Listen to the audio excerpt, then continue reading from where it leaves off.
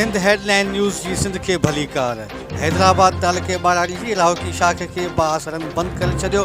पुछड़ी जा आबादगार परेशान। नारेजान जे सहाफ़ी अमजद हिंद खां मोकिलियल रिपोर्ट मूजिब राहौकी शाख के मुंड जे बाअसर ज़मींदारनि केतिरे ई वक़्त खां बंदि ॾेई छॾियो आहे, जंहिं सबबि पुछड़ी जे आबादगारनि जूं ज़मीनूं ऐं फसल सुकण लॻा आहिनि। इन हवाले सां मुतासिर आबादगारनि फयाज़ छलकली, रियाज़ पंवर ऐं फयाज़ पंवर दाहींदे चयो त मुंड जे बाअसर ज़मींदारनि शाख खे बंदि ॾेई असां पुछड़ीअ वारनि सां ज़ुल्म कयो आहे। हुननि चयो त असां कई दफ़ा एजुकेशन ऑफिसरनि खे शिकायतूं कयूं आहिनि, पर उहे बि ख़ामोश आहिनि। हुननि एहतसाबी इदारनि, अदालत ऐं वज़ीर आज़म खां मुतालबो कयो त जल्द खां जल्द नोटिस वठी असांजा फसल बचाया वञनि।